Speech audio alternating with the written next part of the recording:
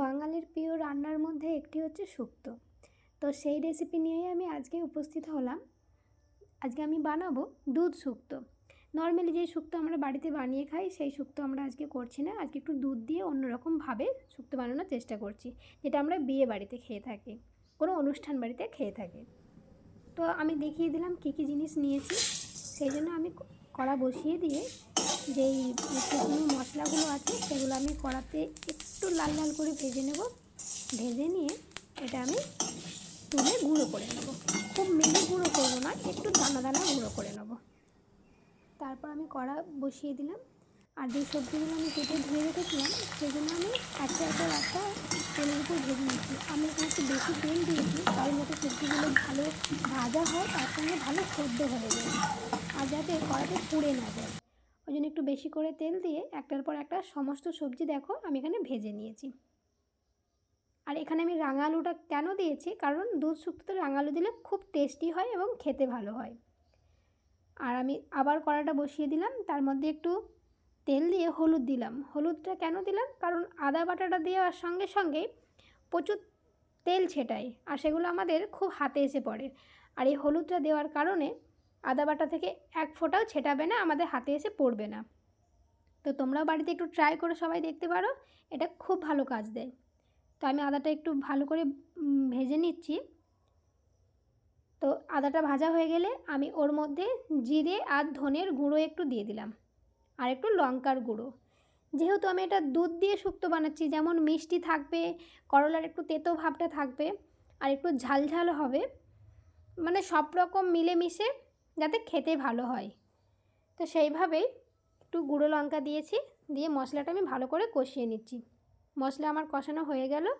আমি ভালো করে ভেজে রাখা যে সবজিগুলো রেখেছিলাম সেগুলো সব একটার পর একটা করে একসঙ্গে সব তুলে দেব। আমি এখানে সবজিগুলোর সাথে মশলাটা ভালো করে মাখিয়ে নিয়ে সবজিগুলোকে ভালো করে কষতে থাকবো, যাতে মশলার ফ্লেভারটা সমস্ত সবজির মধ্যে ভালোভাবে পাওয়া যায়। আর আমি এখানে সবজি ভাজার সময় কোনো রকম লবণ ইউজ করিনি, তার জন্য আমি একটু বেশি পরিমাণে লবণ দিয়ে দিলাম। এখানে যে যার স্বাদ অনুযায়ী লবণ দিও। আমি এখানে যতটা সবজি লাগবে, মানে আমি নিয়েছি ততটা পরিমাণে আমি লবণটা দিয়েছি। তারপর আমার কষানো হয়ে গেলে আমি এখানে দুধটা ঢেলে দিলাম। আমি এখানে প্যাকেট দুধ ইউজ করেছি আমুলের, তো তোমাদের কাছে না থাকলে তোমরা গরুর দুধও ইউজ করতে পারো। আর দেখতেই পাচ্ছ আমি এখানে একটু কোনো জল ব্যবহার করিনি, পুরোটাই দুধ।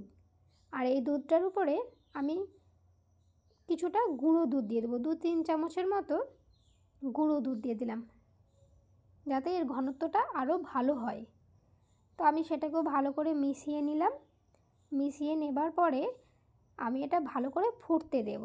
আমি কিন্তু এখানে কোনো রকম জল ব্যবহার করিনি। তো আমি এটা প্রথমে হাই ফ্লেমেই ফুটতে দেব, আর সেটা ফোটা হয়ে গেলে আমি কমিয়ে দিয়ে এখানে যে মশলাটা আমি করে রেখেছিলাম সেই মশলাটা দিয়ে আমি ওটা ভালো করে আবার নাড়িয়ে নিচ্ছি, যাতে মশলার ফ্লেভারটাও সবজির মধ্যে ভালোভাবে আসে। তো এখানে গ্যাসের কাছাকাছি সবাই থেকো, কারণ যেহেতু আমরা দুধ দিয়ে এটা বানাচ্ছি, সেখানে এটা উতলে পড়ে যাওয়ার সম্ভাবনাটা বেশি। তো মাঝে মাঝে এটা উতলে গেলেই ওটা নাড়িয়ে নিতে হবে। আর এখানে বড়িগুলো আমি দিয়ে দিলাম। যেহেতু আমাদের সবজি ভালো করে ভাজা আছে, তাই এখানে বেশি সেদ্ধ করার দরকার নেই। ওই 10 মিনিটের মতো কম আঁচে রেখে আমরা এটা ভালো করে একটুখানি সেদ্ধ করে নেব, কারণ যাতে ওই দুধ মশলার সমস্ত ফ্লেভারটা সমস্ত সবজির মধ্যে ঢোকে। আমি একটু চিনি দিলাম, চিনি দিয়ে এটাকে আবার একটু ফুটতে দিচ্ছি। দেখো কত সুন্দর কালারফুল একটা দেখতে লাগছে, যেমন দেখতে সুন্দর লাগছে এটা খেতেও সেরকম সুন্দর। তাই সবাই বাড়িতে একবার এই রেসিপি ট্রাই করে দেখো, কেমন হয়েছে সেটা আমাকে কমেন্টে জানিও। দেখা হবে আবারও একটা অন্য ভিডিওতে। ততক্ষণের জন্য সবাই সুস্থ থেকো, ভালো থেকো, টাটা।